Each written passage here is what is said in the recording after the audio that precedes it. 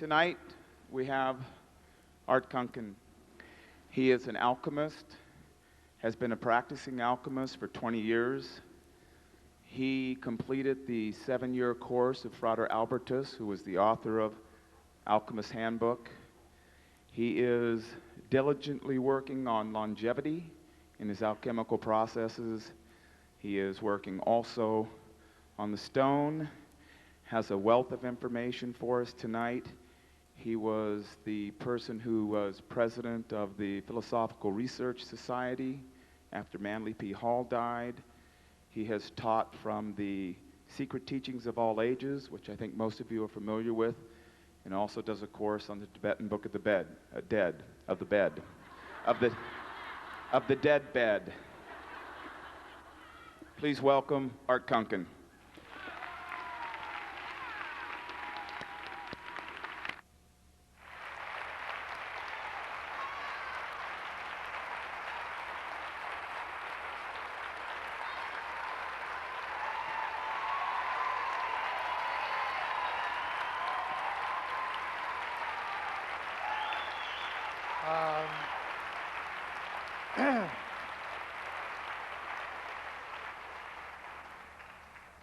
It's a good thing I don't get stage fright.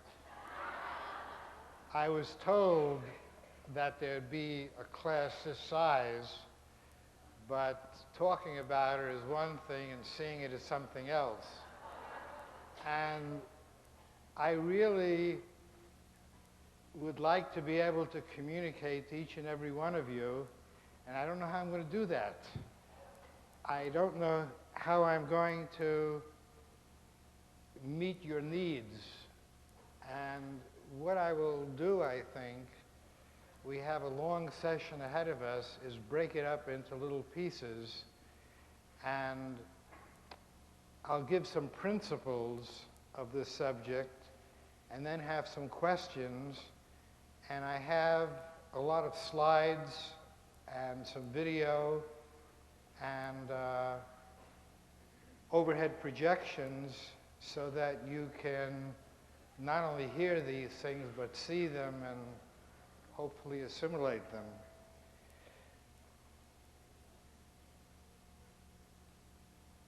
Every one of us has taken a different road to get into this room tonight, and we've all lived different lives, and there's something that's binding us. There's a common search that we're involved in. And this is a school of ancient wisdom.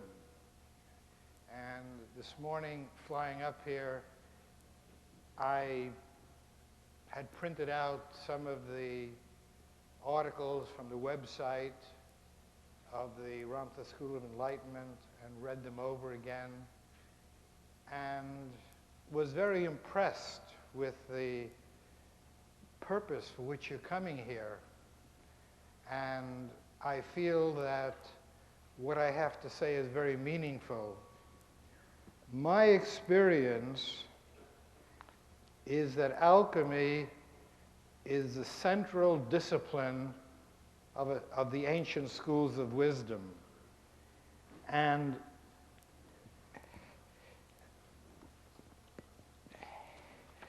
just to refresh all of our memory, everybody can hear me. This is a good system here.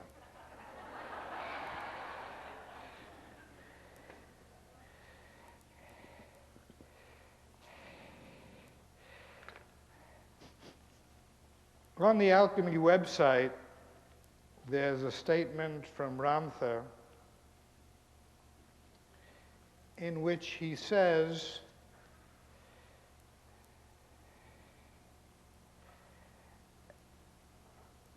there's a section here in manifestation, and alchemy is essentially about manifestation. If I was to, my teachers, who some of you have read the Alchemist Handbook, made a statement in his book that alchemy is the raising of vibration. I'm not quite happy with that. I would say that alchemy is the relationship, an operational relationship between the subtle spiritual levels and this material level. And alchemy gives the basis for collecting the energies of the spiritual level and making changes on the material level. And when changes are made on the material level, it affects the spiritual levels, and there becomes a certain evolution.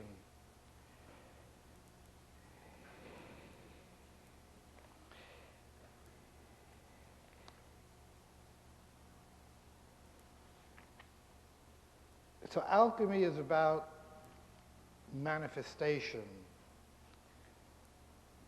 The common understanding of alchemy is that it has to do with making gold, turning lead into gold. And that's part of it. And I must confess that having a lot of gold isn't a bad idea. And I've spent time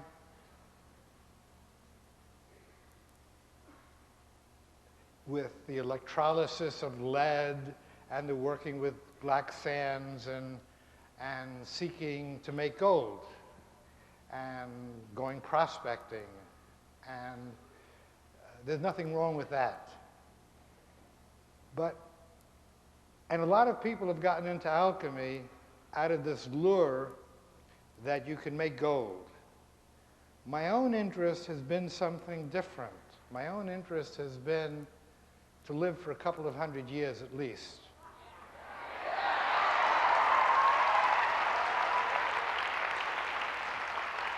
To live for 1,000 years if possible. Looks like we have some agreement here.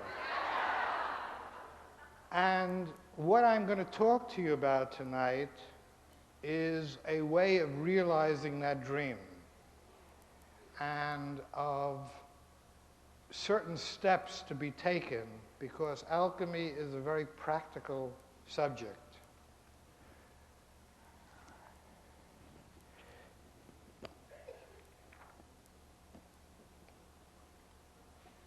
I don't know if people can see this. Let me see if I can focus this a little better.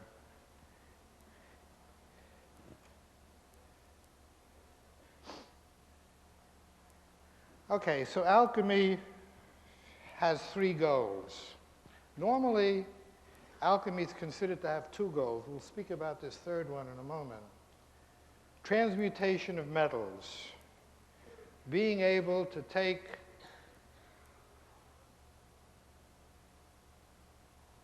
what does that mean? It means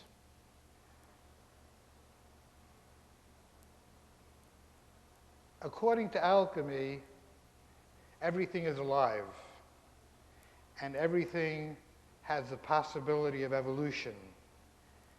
And what we're concerned with in the metal work, also in the plant work that I'll talk about in a moment, is extracting the principle of life.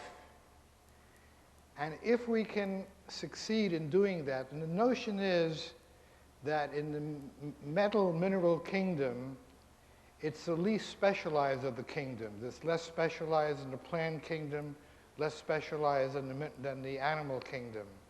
That if we can isolate the principle of life in the metal kingdom, we can push the evolution of metals. We can change one metal into another metal.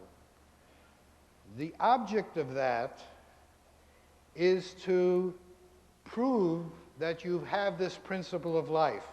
And once you have that, you further develop it, you push the evolution of this life principle to where it can become a medicine to regenerate the human body. And that's usually where Western alchemy kind of ends.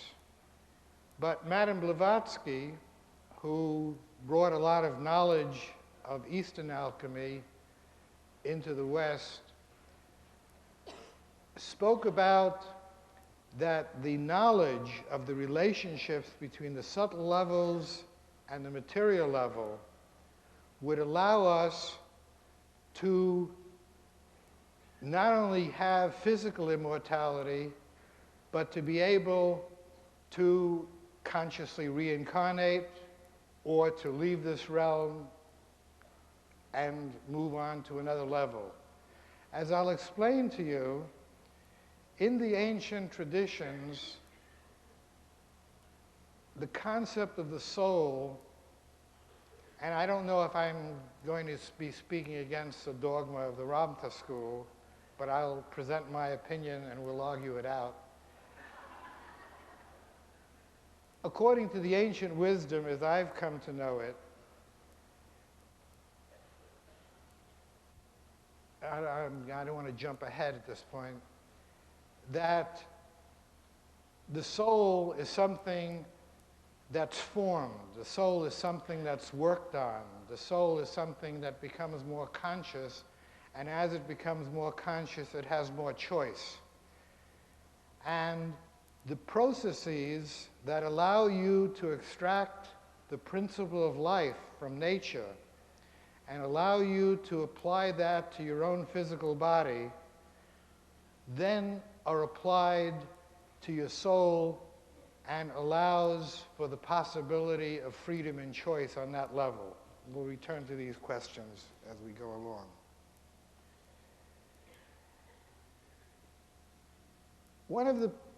You see, ordinary religion speaks about the subtle levels, spiritual levels, and kind of puts down the material level. And this is a place to escape from, according to many, many spiritual traditions. The other pole of this is that the scientific materialist point of view says that there is no spiritual level. This is an imagination, that spirit is at best a product of matter at some level of organization. So if you build a computer and it's very intelligent, it's going to develop spiritual, psychological, emotional aspects. According to the old traditions, these flow into one another, and alchemy is the tradition that bridges these two. And it bridges it not only in terms of being the predecessor of modern chemistry, but it bridges it from the earliest moment of human history, of recorded human history. There's a sense of this relationship between the spiritual and the material. And in alchemy, this principle is expressed as above, so below. So that if you study the physical level, you will get an idea of what the spiritual level is all about. If you study the spiritual level and begin seeing certain principles, you'll get a deeper insight into the material level.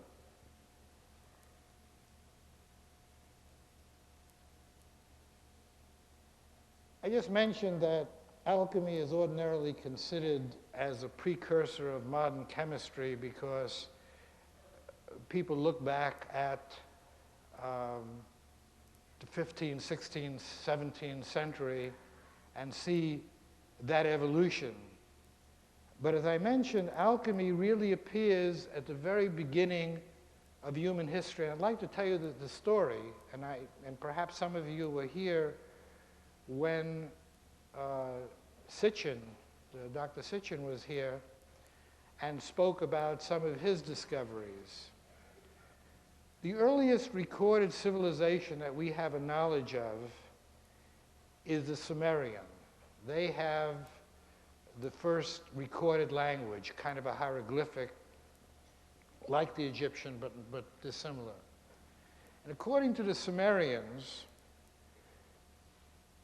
this earth was colonized by some people from another planet who needed the metals and minerals of our planet for their economy.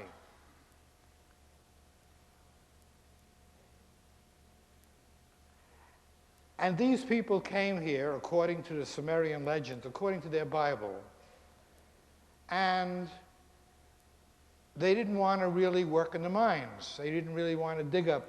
They wanted a workforce. So according to the Sumerian Bible, these people from the outer space, from another planet, developed a workforce. They took seed from the females on their spaceship. They took seed from existing animals. This isn't a theory of how life came to the planet. And according to the Sumerian Bible, they went through a number of different stages of this process. And at first they created animals that weren't very efficient, that couldn't work, that weren't intelligent. They created animals that were monsters.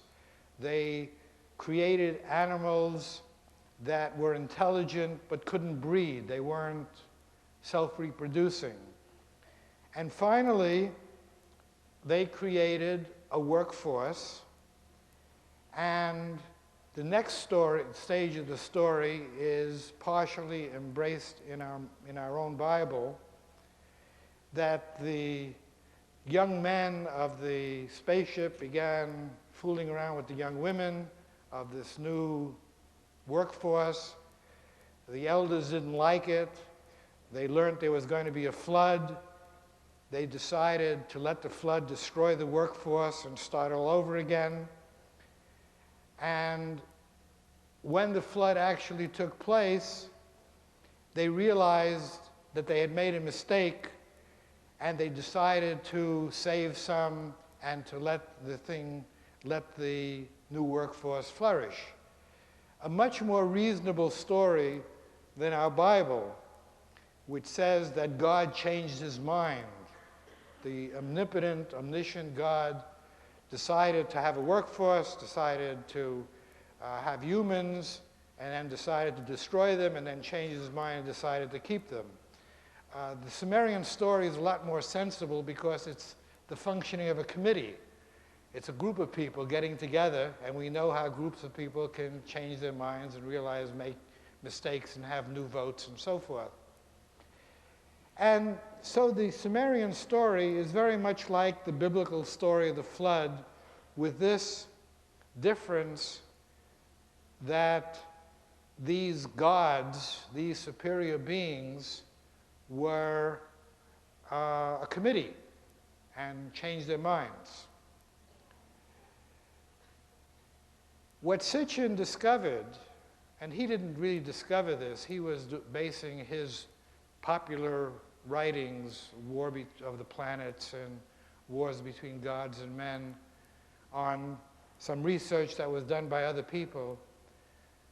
But what these researchers discovered was that in the hieroglyphics of this story, you had the depiction of laboratory flasks.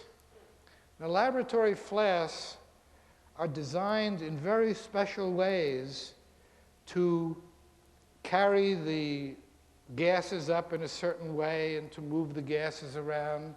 Laboratory flasks are really quite sophisticated pieces of equipment. And the Sumerian story, instead of just being a pure fairy tale, speaks of and shows these flasks. And from our 20th century knowledge, what this sounds is like a genetic experiment. It sounds like they were doing cloning. They were making test tube babies. They were going through various levels of experimentation. This is the earliest story, the earliest recording of human history. It's a recording of people who had some knowledge about life and maintaining life and changing the forms of life, who had a knowledge of metals, who had some kind of a sophisticated technology. So my conclusion would be that this workforce, having experienced this, wanted to be like their masters, wanted to be like the beings who brought them into existence, and had a notion of manipulating life, and had a notion of technology, and had a notion of long-lived beings. So if this is the case, and it seems like a logical story, it means that from the very first moment of the existence of humans, if this is the way the story went, that there was a desire to become godlike. There was a desire to have long life. There was a desire to have a technology, to have a mastery of nature. And so the notion of alchemy, if I'm correct, and I don't see, I mean, there are those flasks in the hieroglyphics. This is where alchemy comes from, and this is where many of our goals come from, many of our aspirations come from. Now, what's interesting about this, and I have 830 alchemical books in my library, and what I'm about to say to you is not in any of those books.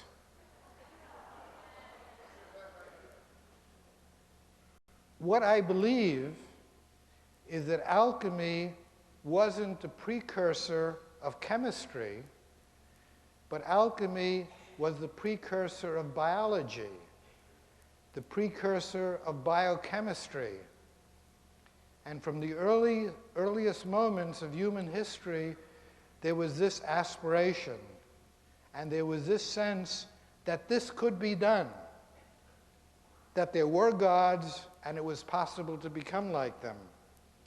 Now that may not seem, I don't know really how much you guys know about alchemy, but that's a radical point of view, a radical point of view from the point of view of alchemy, to say that alchemy is the precursor of biology, because it puts our focus in a different direction.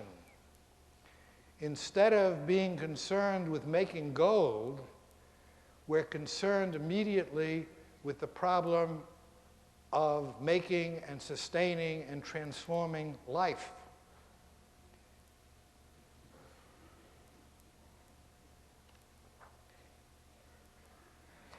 I was in Egypt a number of years ago, and I don't know if you know, but the Sphinx is being reconstructed, and there's some problems, and you can't ordinarily get too close to it. And there's a lot of construction work around, so you can just look at it from a distance. And one night, the people that I was with, we snuck out over the desert, and we were careful not to use flashlights, and so we didn't call the fact of our being there to the police. And we spent the whole night sitting.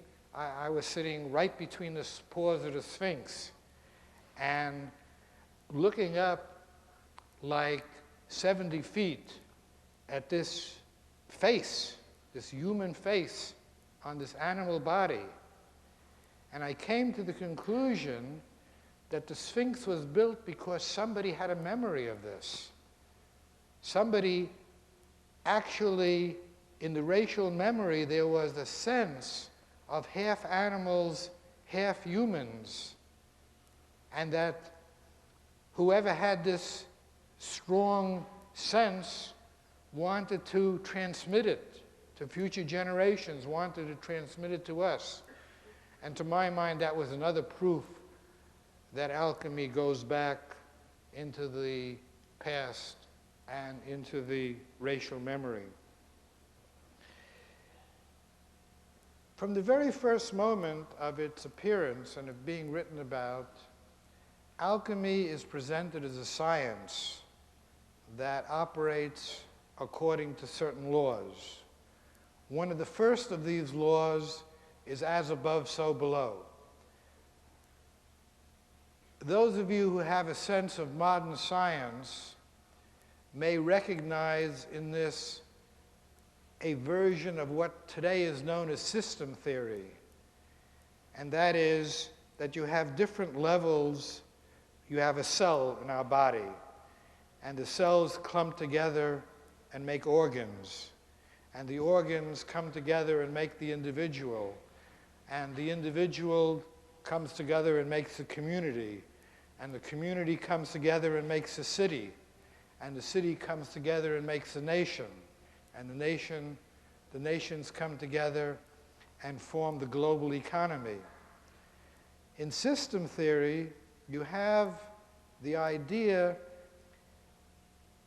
that in every one of these levels, you have energy coming in, you have matter coming in, you have information coming in, and the cell takes its information, the energy or the matter, different cells taking different information in, taking different matter in, working on it, and giving forth information, energy, and matter, which then is accepted by the organs, and by the individual, and by the city, and by the nation.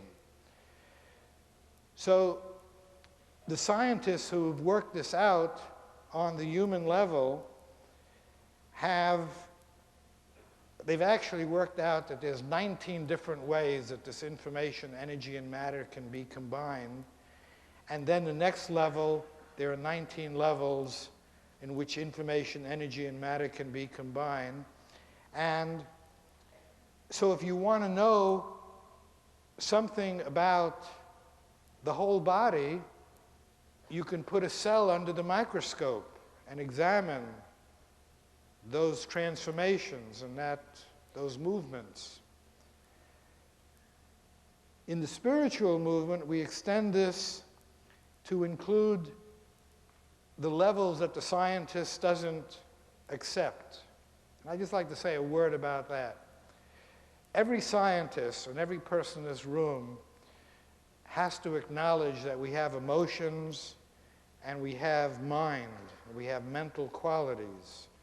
Well, to me, they can't be weighed and measured. These are the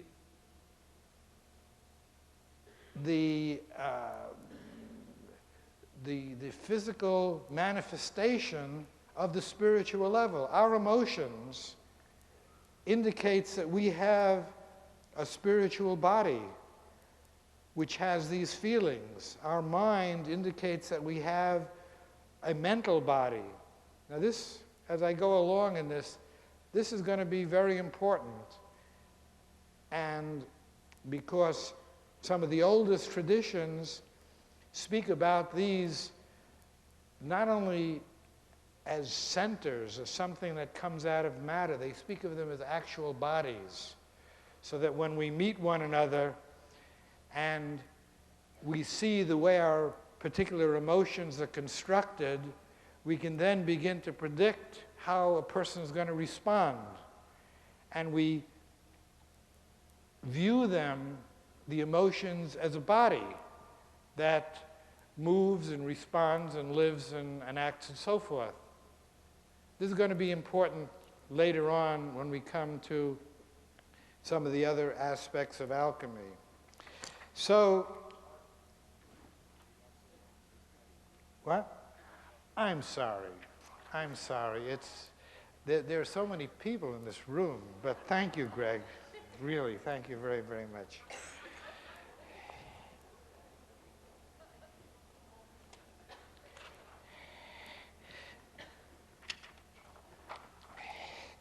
I don't know how I'm going to do this, but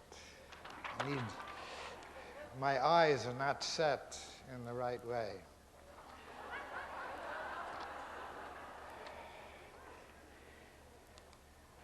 According to alchemy,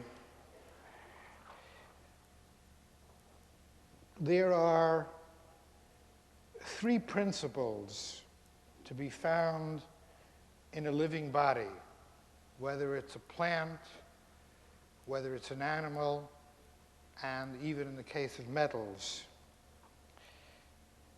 And the three principles, according to alchemy, are that there's a physical body, let's take a plant, for example. A plant, you have your leaves, your stem, the flowers, the physical body. Then you have something in the plant that gives it its specific qualities, the oils, which give the plant its color, and which, interestingly enough, if you take those oils and you crystallize them, in those oils is a sense of what the body looks like. When you crystallize the oil of a plant in a very careful and special way, the crystallization looks like the leaf and the shape and the body of the plant. So the alchemist calls this the soul, that which makes the plant distinguished one from the other, and one species from another, and one soul individual from the other. And then there's this life force, which is called spirit. And in alchemy, we call it mercury. Again, I'm ignoring you guys.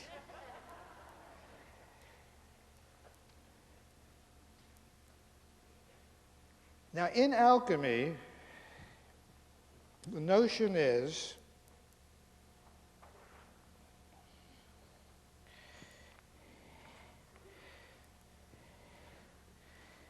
that we would begin by separating all of the essentials.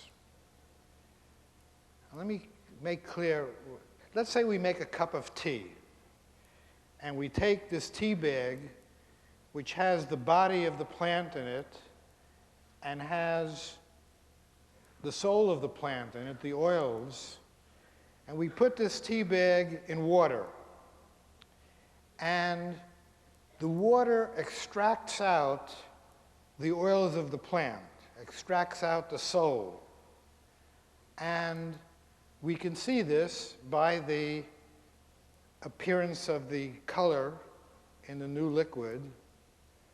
And we know, we've heard anyway, that different plants are good to be used as medicines for different purposes, that those oils of the plant react differently with the human body. Now, what we've done by making that tea and extracting those oils is we've separated one of the essentials. We've left in the oils that are not soluble in water. And those generally are of two different kinds. There are oils that are soluble in alcohol, and then there's resins that really are not soluble in anything.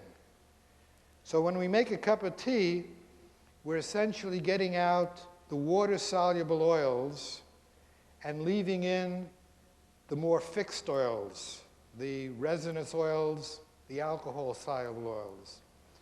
When we finish making that cup of tea, we throw the tea bag away.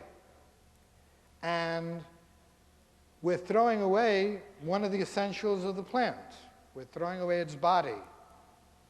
And if you've studied herbal medicine, you know that out of that body, you could make some salts, and those salts are of advantage to the human being. Then there's something else in the plant, that the carbons and oxygens and nitrogens that are the life of the plant. They're combined to make up that living organism. When the plant dies, and this is a very important point, the plant putrefies, and alcohol is formed out of the living ingredient of the plant. In other words, the life force of the plant is in that fermentation, in those alcohols. And we essentially throw those away. We don't get involved with those at all. So what we've done in this case is we've taken one of the essentials that's valuable, and we've used it, and we've discarded the rest. In alchemy, the concern is to extract all of the essentials. So the alchemist, when making a medicine, will extract out the oils, ferment the plant, and extract out the alcohol, burn the plant, what the technical word is calcine, and create the salt. And then take each one of these components, the alcohol, the salt, the oils, and purify them, which partially is taking place in the course of separating them, and then putting them together to make a more evolved tincture than the tea was, a more powerful medicine. Now, if you really are working in alchemy, you learn how to take the plant apart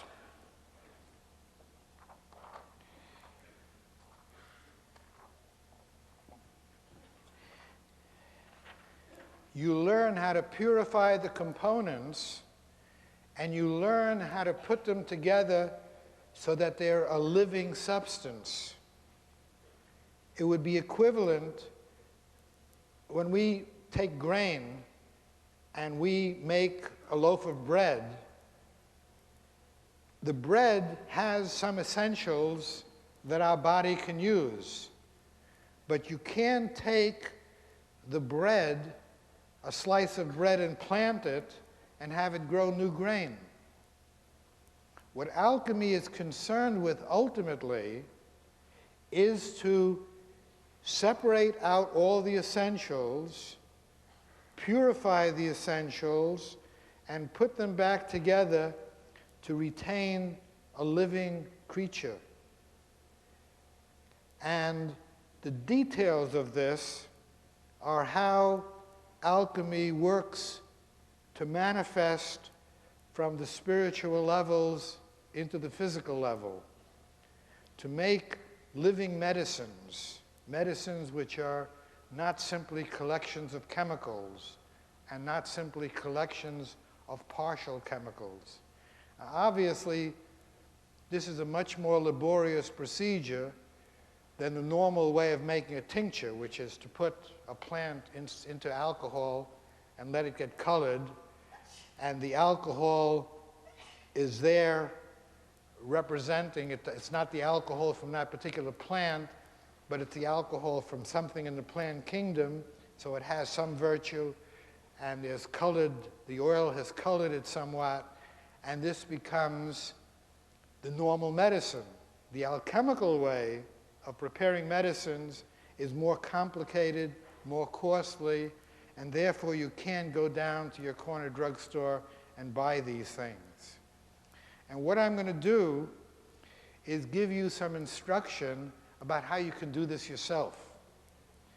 Because working with plants and learning how to use the living elements of plants and learning how to extract all the essentials is an introduction to the metalwork where you are extracting more powerful medicines than the plant medicines are. But anybody in here can do this process. Now, when I went to alchemy school, and we had the luxury of a class in doing this, one of the first things we did was make a comparative study of how to do this separation, purification, and coabation or unification of all the essentials. And we'd set up a distillation apparatus, and we would apply heat and boil the water, the plant in water, and get the oils off, and then take that watery oil and put it back through a distillation process again and purify it and so forth. And we learned that that was a very long apparatus. That was a very long procedure compared to another procedure that we were shown in the alchemy class, where you would take a mason jar that you can pick up at a swap meet, for 10 or 15 or 20 cents. No big elaborate expense. And then we learned, and of course I can only talk these things out here. I'll show some slides and so forth to show these processes. And then you take this mason jar and you fill it full of vodka. And vodka is essentially 50% water and 50% alcohol. And then you put the plant in there, and the vodka, being alcohol and water, tends to extract more oils than if you just put alcohol in there or water in there. And then we would take this colored water, this tincture, this medicine from that particular plant, and put it to the side, and take the body of the plant out and burn it. And because it was partially saturated with alcohol, you can light a match to it, and it begins to smolder, and you apply some more heat to it, maybe with a propane torch, or you put it in a metal plate over your stove, although you should do this outside because this tends to get a little smoky. And you burn the body of the plant, and you get rid of all the extraneous material, and you get down to the salts that are at the basis of life, and you take these salts and put it into your alcohol water mixture, and within a week or two you have an herbal medicine that you have made yourself with very little expense, and a much more powerful herbal medicine you can buy in a store. So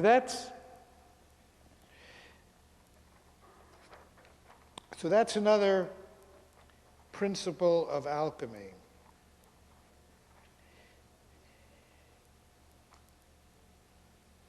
Okay.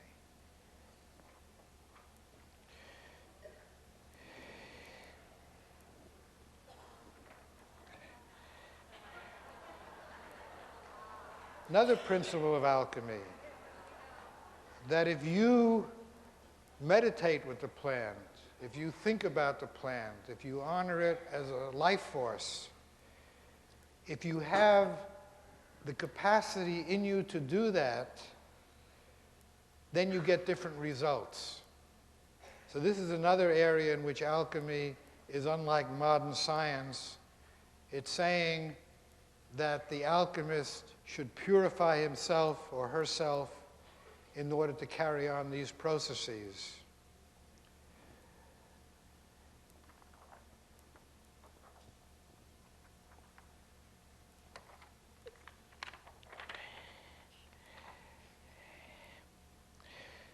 Another aspect to alchemy, looking at the world, the alchemist this whole notion developed before the atomic theory, and so there was attention to the qualities.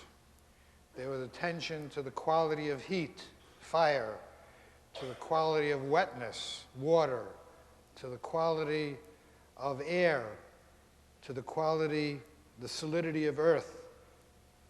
And so the alchemist was concerned with paying attention to these elements in the plant or the animal or the mineral that they were working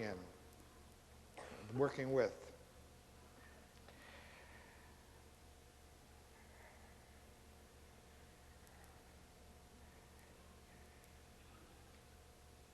Let me tell you something about, because this was one of the reasons I was brought here, was to tell you, members of a school of ancient wisdom, about another school and how it proceeded. I first heard about the Paracelsus Research Society, which was a school where I was trained in alchemy, through a friend, like many of you have.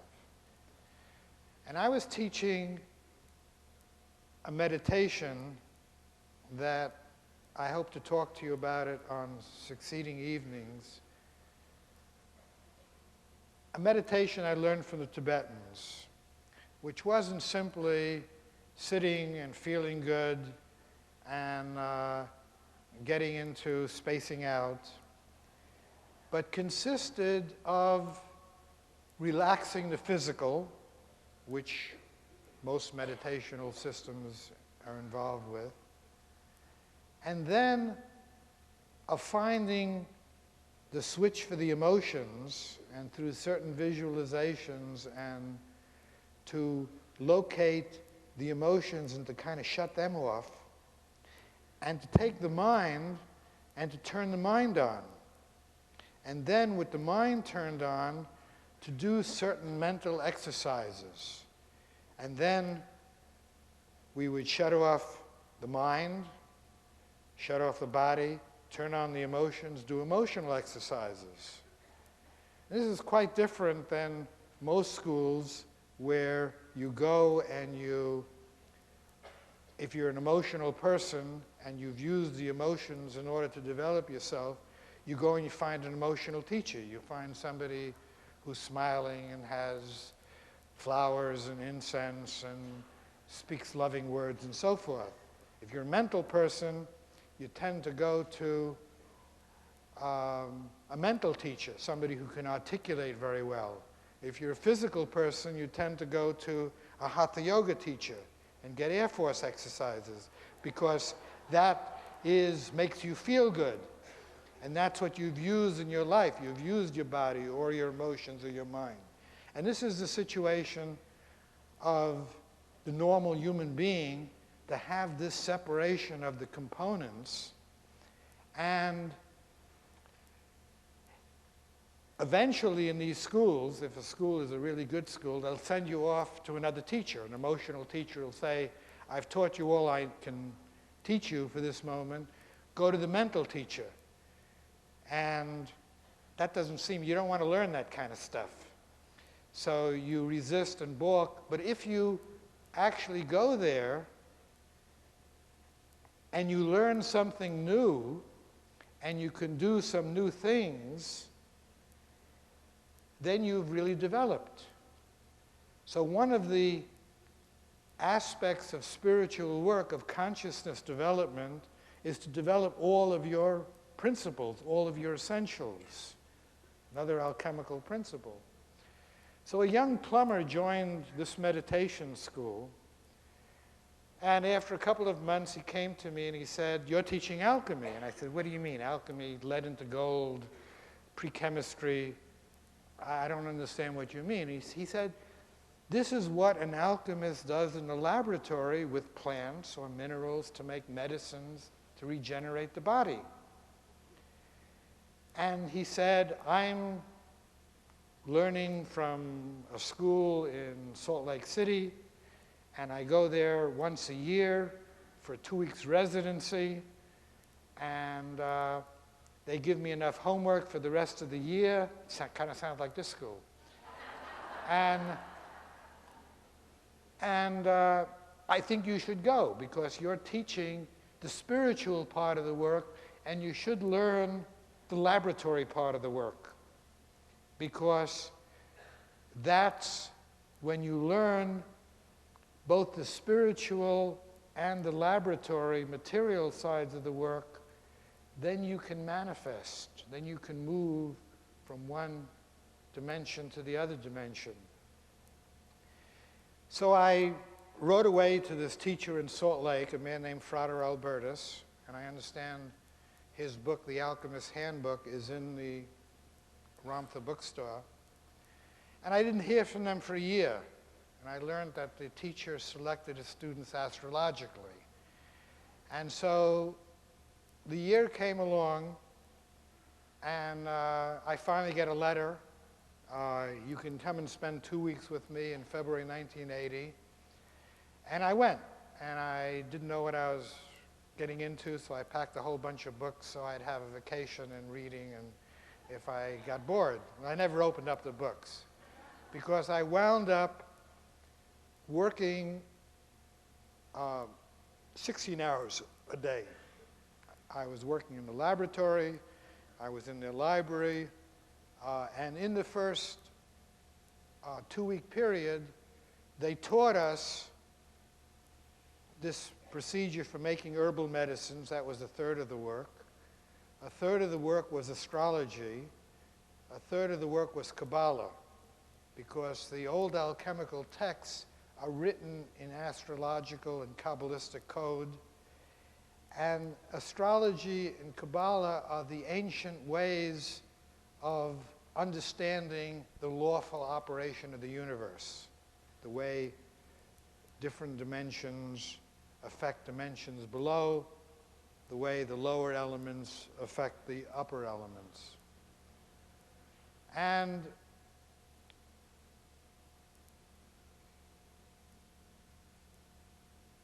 then what happened, I went back home, and we were given homework. And the homework, and I'm going to suggest that this is something that every one of you might consider doing. It was to select a plant for each day of the week, astrologically, and to make a medicine out of this plant and then take it on that day. In other words, take a plant for Monday, a moon day, take a plant for Sunday, a Sunday, take a plant for Thursday, a Jupiter day. The notion was, it's a different concept of astrology than most people are familiar with, that the complete zodiac and the complete labeling of the days of the week represented different parts of the human being and different healthy parts of the human being. So that by preparing and taking these 7 medicines, you were balancing yourself. That if you tended to be a moon person, or you tended to be a Jupiter person, or you tended to be a Friday person, a Venus person, or a Saturday person, a Saturn person, that by taking this series of medicine, you would balance yourself out. You would be coming closer to dealing with all your essentials. Along with this, they taught a procedure for making what's known as an herbal stone. And some of you have heard of the mysterious philosopher's stone that gives regeneration and allows you to turn lead into gold. Well, in alchemy, there's also a smaller stone, a lesser stone, that's made in the herbal kingdom. And we were given some instruction on how to do this relatively advanced work. And for that work, you needed more than your mason jar. You actually had to make the separations. You actually had to take the oils out and learn how to do that. You had to learn how to take your salts and make them very pure. You had to learn how to extract your alcohol how to ferment the plant, and then purify the alcohol. And then we were given an instruction to put all of these three very few purified components back together into something living. A much simpler procedure than the Philosopher's Stone. I've been spending the afternoon talking to some of the advanced students who were interested in that other work. This herbal work we were taught in Salt Lake at the Paracelsus Research Society was an easy way of getting into the work on the Philosopher's Stone, of learning the principles, of becoming familiar with the apparatus, and not having to use the heats and the furnaces and the dangerous apparatus that you do in the mineral work. Remember, any serious illness, generally like cancers, require mineral medicines. They're stronger, they're more powerful. For your lesser illnesses, the herbal remedies are sufficient, the teas and the tinctures. So this was a step up. So I go back home, and I'm out there. We learned how to pick the plants at sunrise when the oils were up, and Monday mornings I was out picking Monday plants. And one of the principles of alchemy, incidentally, is that if you have an illness, the cure for the illness is going to be found in your locality. You don't need to go and get Chinese herbs. You could probably walk out on your front door and find the herbs that you need for the illnesses of that locality. And it's an interesting principle to work with.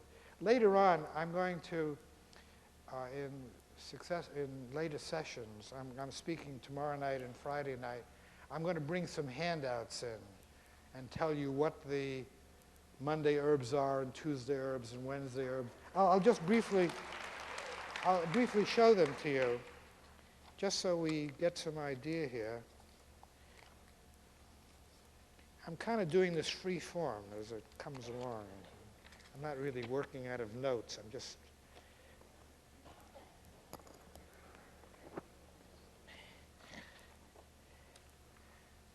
Okay, here are... And again, I will do my best with the administrators of the school to put this information into your hand. Here are plants of Sunday which are good for heart problems, which are good for sweating: angelica, chamomile, eyebright, marigold, rosemary, rue. These are herbs that you can find in your garden. Here are... No? Oh, sure. Sure. Good. You guys are good students. So let me put these in sequence. Are we ready? I'm blocking. I'm sorry, I'm not transparent.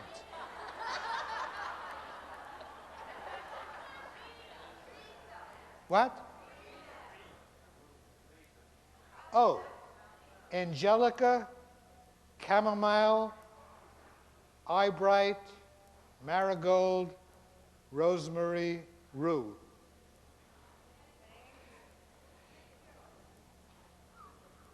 Here are Monday plants, moon plants. And they're good for chest and lungs problems, liver, spleen, gastric, breast problems, cancerous problems. Geranium, poppy, iris, lily, pumpkin, sycamore tree.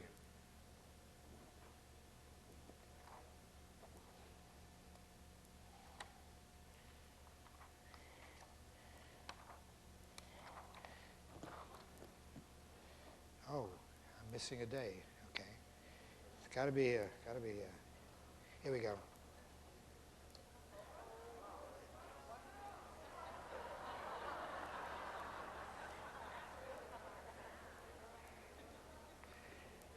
Hey, this is really a class. You guys have notebooks, you're writing things down, you're listening. Thank you. Really, thank you. I feel I'm being useful.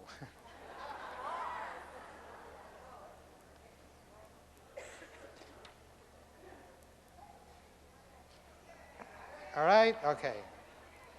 Tuesday plans. Tuesday is Mars. That's a planet Mars. Organs, the head, for feverish infections such as measles and scarlet fever. Allspice, basil, bayberry, celandine, garlic, hyssop. Hyssop is a very good plant. Onion, rosemary. Some of these plants duplicate, like I believe rosemary was also with the sun plants. And by the way, you know, these are, if you get a good herbal book, like Culpepper's herbal book, you're going to find this information in it.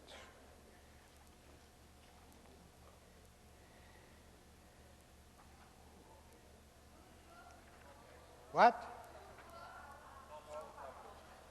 Culpepper, C-U-L-P-E-P-P-E-R.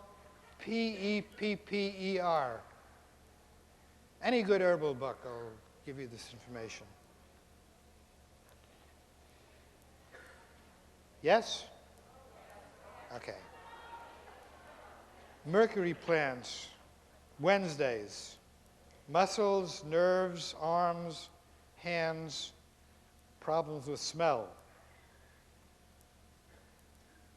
I'm going to have to remember to face this way. Carrot, fennel, licorice, mandrake, parsley, valerian, and all the nut trees.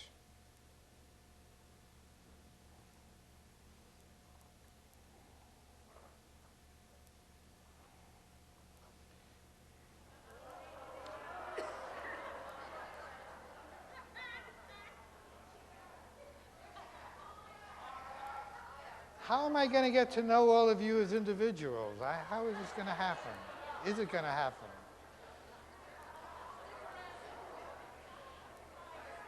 I mean, this is pretty staggering. I'm used to having classes of 10 or 20 people, you know. And what do we got a room here? What? Okay. Mercury plants, Wednesday. Carrot, fennel, licorice, mandrake, parsley, valerian, and all the nut trees. I'm going to try to, if the administrators are willing, I'll have some handouts for you.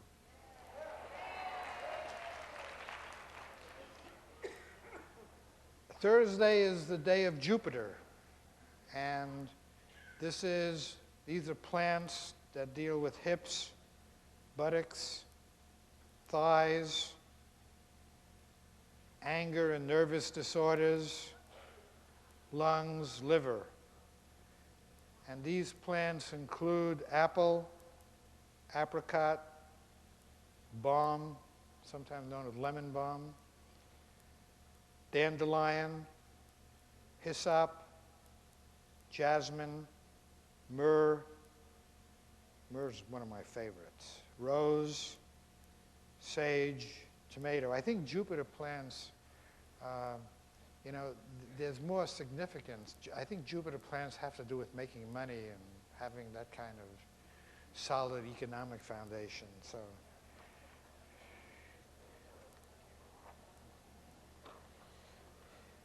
apple, apricot, balm, dandelion, hyssop, jasmine, myrrh, rose, sage, tomato. Okay. Yes? Venus plants, Friday. Neck, kidney, bladder, respiratory infections, veins, vein problems. Angelica, catnip, daffodil, foxglove, mugwort, plantain, rye, spearmint, violets. Mugwort's one of my favorites. You find it by the side of streams. It's a plant. This is a really healthy thing to go out there and learn where these plants are in your own neighborhood. And if you find one of these plants that correspond to a day, and you go out and you actually pick them, and you develop that relationship. And mugwort is a wonderful plant. The Indians use it for making dream pillows. And they say that, and you take the mugwort leaves and you dry them and you stuff it in a pillowcase and sleep on it. And when you use it, you get a sensation throughout the whole night. You can sleep, but there's this thread of consciousness. And the Indians say this helps you dream about your future love life. And that's useful. All right. Saturday plants for ailments of skin, knees, fractures and dislocations, colds, convulsions, and stops bleeding. And these are very powerful plants. Aconite, belladonna, I think I've misspelled it. It's Belladonna. Comfrey, gladiolus, henbane. Henbane's Saturn, is a funny planet, and these are very dangerous plants. Don't rub the henbane on your forehead. You're apt to hallucinate. Maybe you want it. I don't know. Horsetail, mullein, hemlock. These are pretty powerful plants, and for pretty powerful disorders. And then I think we started with Sunday plants, so this ends the week. Now remember, you go out and you pick the herb. Preferably you pick it at sunrise, because that's when the plant, there's more oil in the plant at that point, but you do what you can, and you pick it any time of the day. And of course, if you're buying the plant at an herb shop, you don't know when they've picked it, and you just you know that there's oil, there's comfrey oil in the comfrey plant. You don't know how powerful the medicine will be. If you pick it yourself and you pick healthy plants, then you know what you have. And remember, you take a mason jar, some vodka, maybe about half full.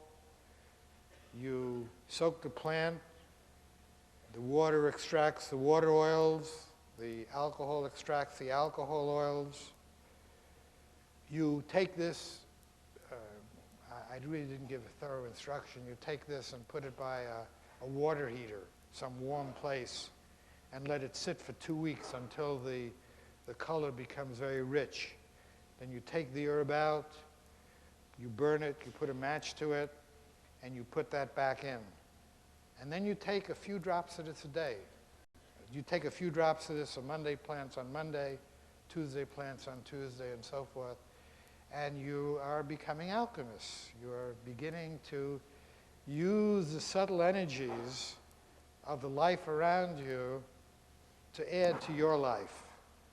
And you're using those energies in a balanced way.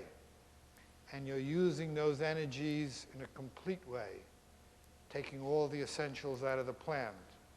So this is the beginning of this kind of alchemy.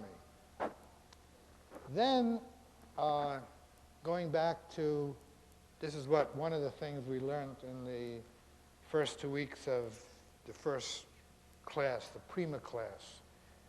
They used Latin terms. We had the first class was prima, the second class was segunda, the third class was tertia, the fourth class was quarta, quinta, septa, etc. So then I went back home to work on my 7 herbs. And of course, I wanted to do more. And I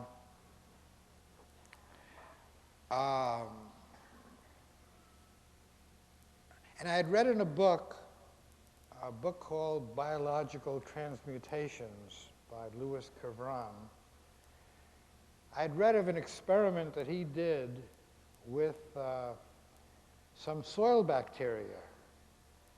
And he believed, and he was nominated for a Nobel Prize for this, but he died before he had a chance to come close to it.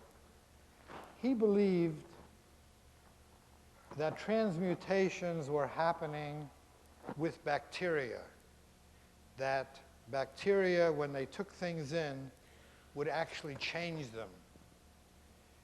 And let me talk about him for a moment, because this also is alchemy.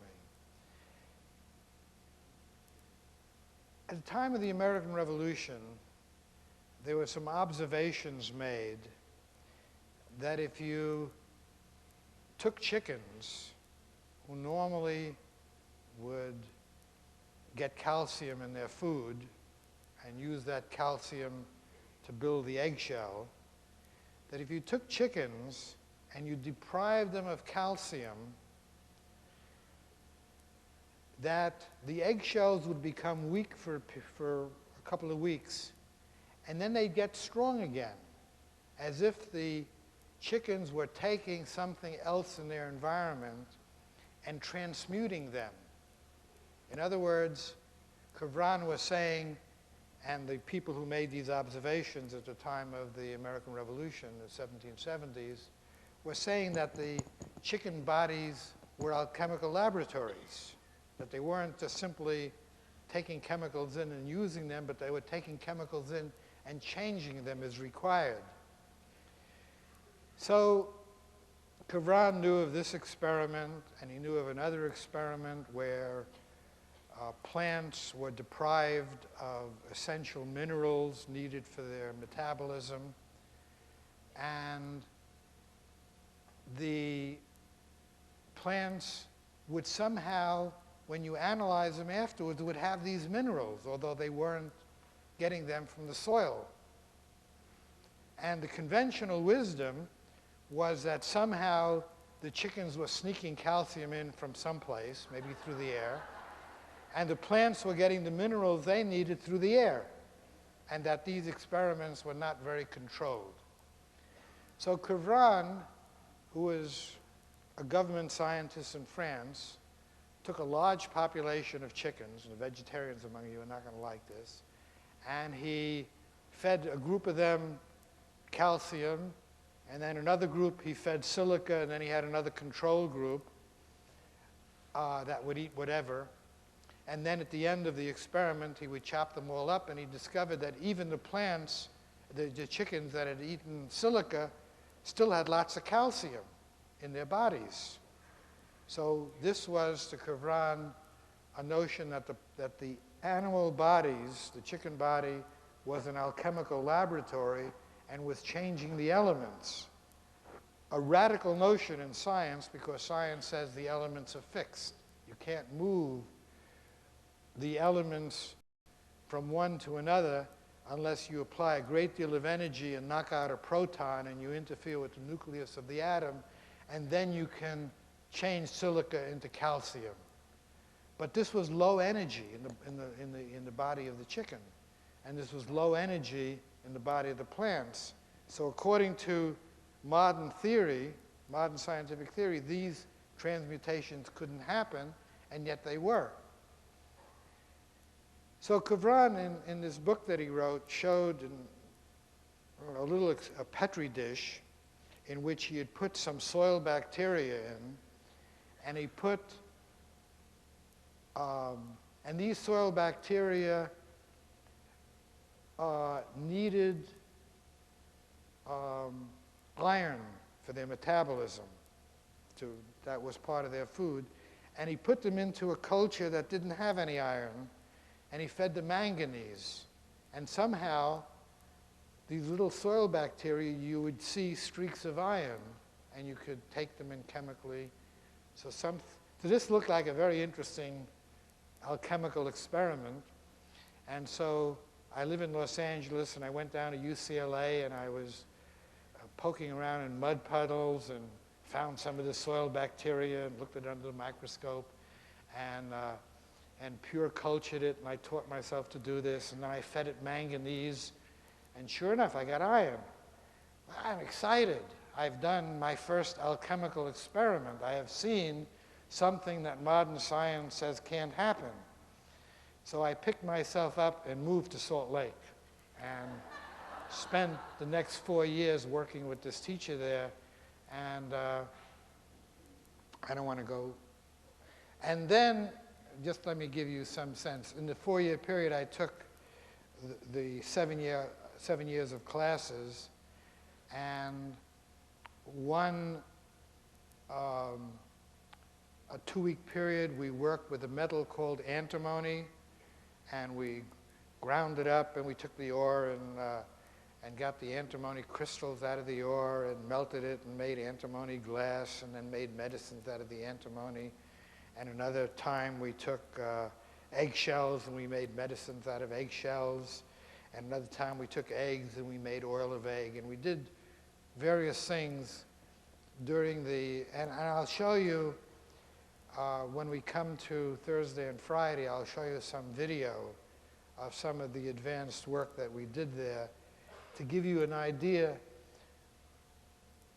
of where does an alchemist who starts out doing plant work, what do you wind up doing at the end when you're making medicines to really regenerate yourself?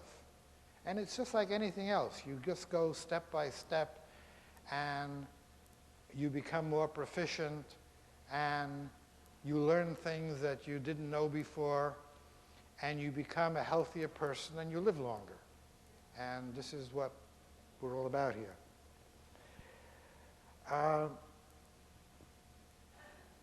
I've been talking about an hour and a half. Let me just stop maybe and take some questions so I get some sense about, I'm talking to you and I'm trying to find some ground and some way of expressing myself of things that are of interest to all of us. So let me get some questions, maybe for 5 or 10 questions, and then I'll show you some slides of the school and some of these operations. Okay. And then, is it customary to take a break? If I was sitting where you are, I would want to stand up and stretch. Okay, everybody here except me seems to know the procedure. We have people at the microphone.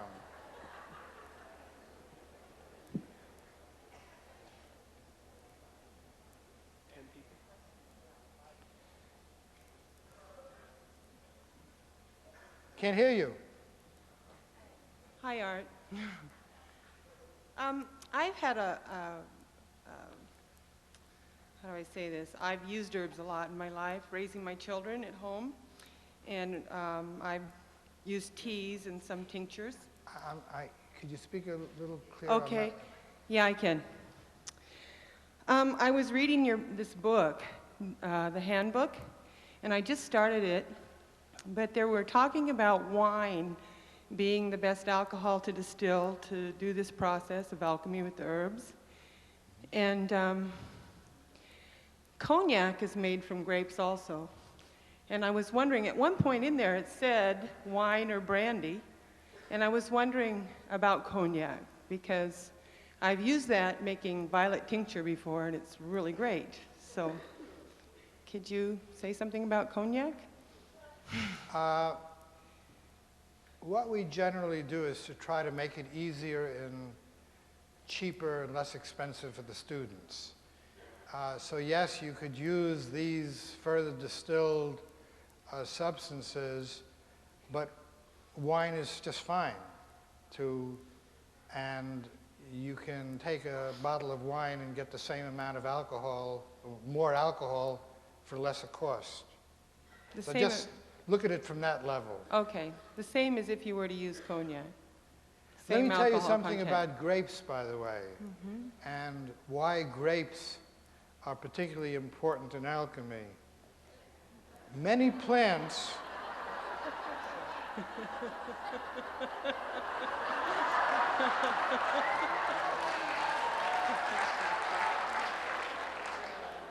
I got to watch out here.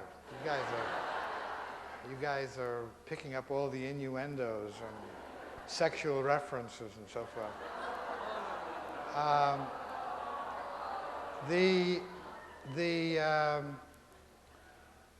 When you ferment certain plants in order to make alcohol, you have to add sugars to them because the plants don't necessarily have enough sugar to carry through the fermentation, to build up the yeast.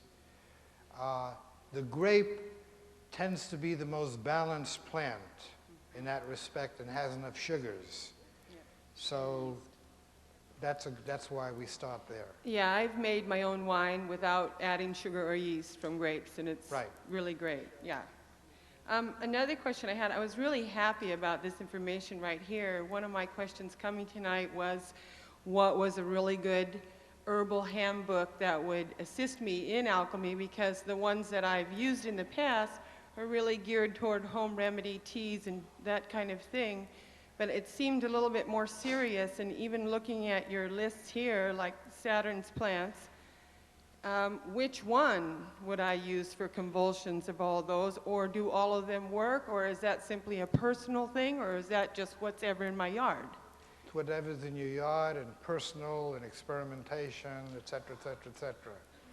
And if you really get into this, you know, you make friends with the plants, and you learn about them, and you see some of the more details about them, more details than can be given on a list like this. Right. Sure. Okay. Thank you very much. Thank you. Hi. My question is, when you talk about the plant, when you put it in the alcohol, are you talking about the whole plant, the root, the stem, the flower, the leaves, or just parts of the plant? If you look at the herbal books, you'll learn that the oils are concentrated in different parts of different plants. So in some plants, you would find more oil in the leaves. In some plants, you'd find them in the stem. And also, what you will learn from the books, and this is another issue in determining which plant to take, some plants are more oily than other plants. So that might be a determination. And if you have a plant with more oil, it's going to be more specific a remedy for the particular problem of that day. Okay, thank you.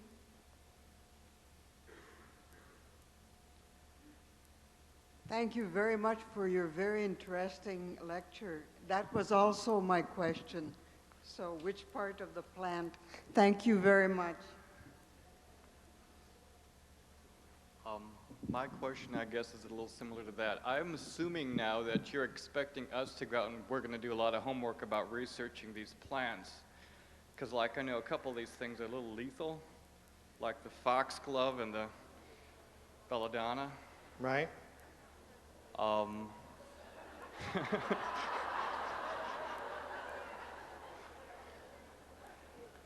So is this something you're going to clarify in the next few days, or think? Well, we've got to do on our own research and be a little careful.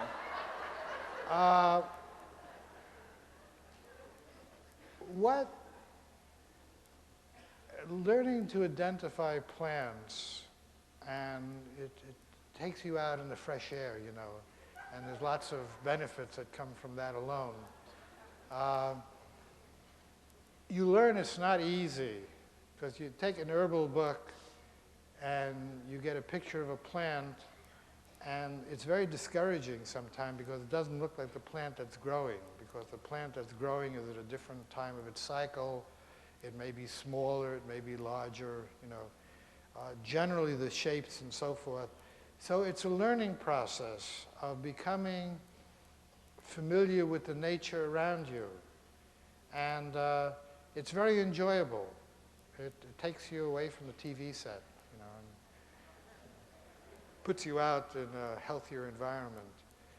But there's no shortcuts. I mean, I sometimes go to an herb garden where the herbs are marked, and then you can, you know, see things more easily.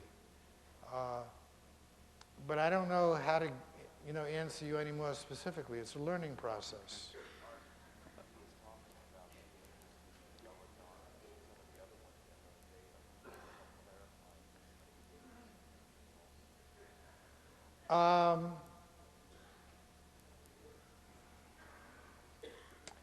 The Saturn plants tend to be more poisonous than the other plants.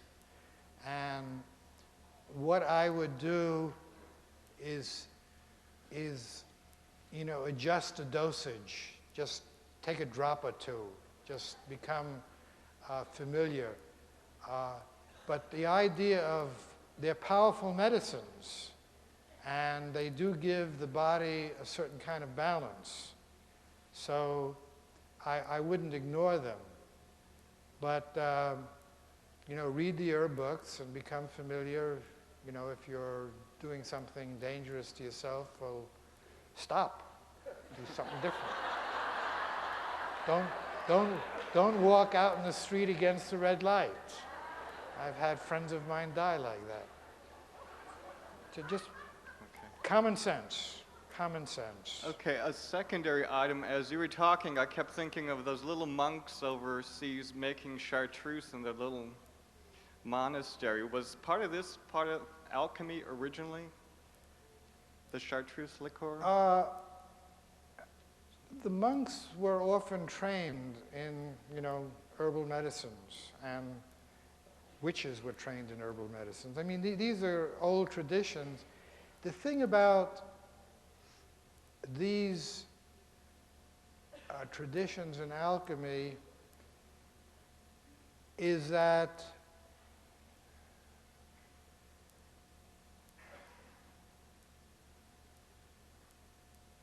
you're concerned as an alchemist with learning as much as you can about nature and about the energies involved and about the spiritual aspects of the plants. And so by doing that, you're becoming more aware, you're becoming more conscious, and you're becoming less limited. In alchemy, we're concerned with all of the different remedies, and we're concerned with mineral medicines and everything that we take inside of us. You know, it's a comprehensive thing.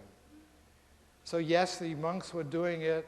How well they were doing it, whether they were doing it within the concept of a comprehensive alchemical tradition, is hard to know. Depends on the monks. You had some monks like Roger Bacon, who were very accomplished alchemists, and Basil Valentine, another important monk who was into alchemy. Some monks weren't. I can't give you more of an answer than that. I'm reaching. Thank you. My question is about astrology, and when you call someone a Venus person or whatever, what do you take? Do you take the sun or the tendency of the person to leave that planet more? The principle that we learned was to take them all and to get to a sense of balance. Mm-hmm. In other words, like the speaker beforehand was concerned about the Saturn plants, and there may be something in him that instinctively fears those kinds of plants, and so to become a more balanced person, he has to work a little harder on that end and and overcome those fears. So that was the principle. But if you have something wrong with you, sure you can take one of these plants and deal with the particular problem. In terms of the school, the idea was to come back the next term a more balanced person, ready to make further explorations into nature. So that's why we were concerned To find with... the principle in those plants. What? To find the principle, the planet principles in those plants. Yeah. Okay. I'm not sure I heard you. Did you hear, Greg? Did you hear what she said? My question was, okay, concerning what you said before, if the purpose of the search was to find the principle of those plants, of the planets in the plants. Is this the purpose? The folklore and tradition tells us that these plants are connected with those planets. Sure. So that's why we're learning from past generations and from the past herbalists and shaman and so forth. The next question is, the most important, the most difficult planets are the transpersonal planets, and like Pluto, Uranus, and Neptune. And do you know something about plants that are responding to these principles, to these vibrations of the planets? Again, can somebody repeat that question for me? I'm sorry. Okay, my question is, do you know some plants that are corresponding to the transpersonal planets? That corresponds to... The transpersonal planets. No, I don't have that information at hand. Okay. I don't And have... I have another question. The Madrona trees, do you know something about their power? They seem to be extremely powerful and a very special kind of beings. Do you know something of them? Again, can somebody interpret? Oh, God. A what tree? I'm not even sure I know the word.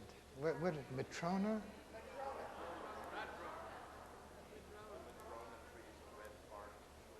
Don't know about it. Sorry. Thank you.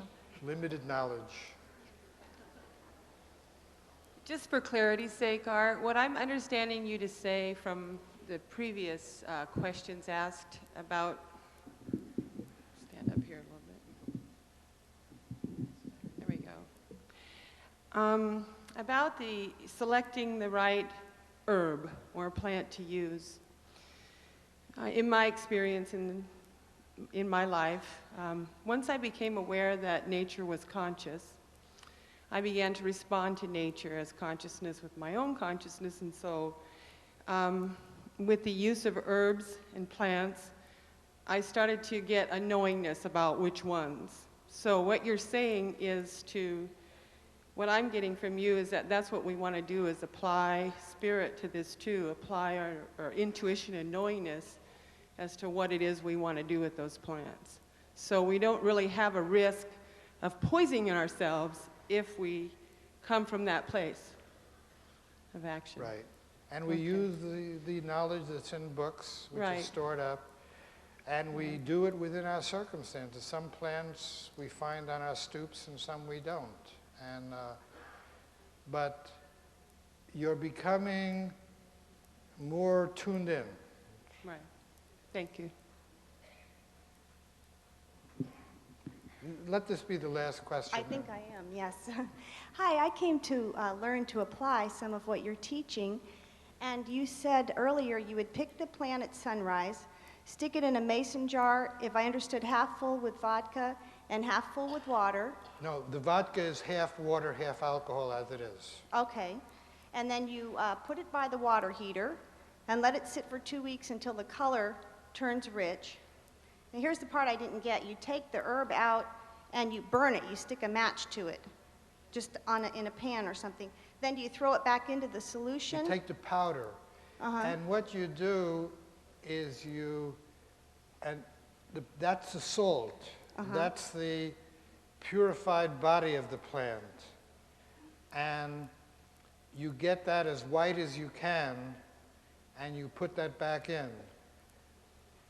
As I say, this becomes a preparation for the more advanced work where you then begin working with the salts of gold, for example, or the salts of copper, and you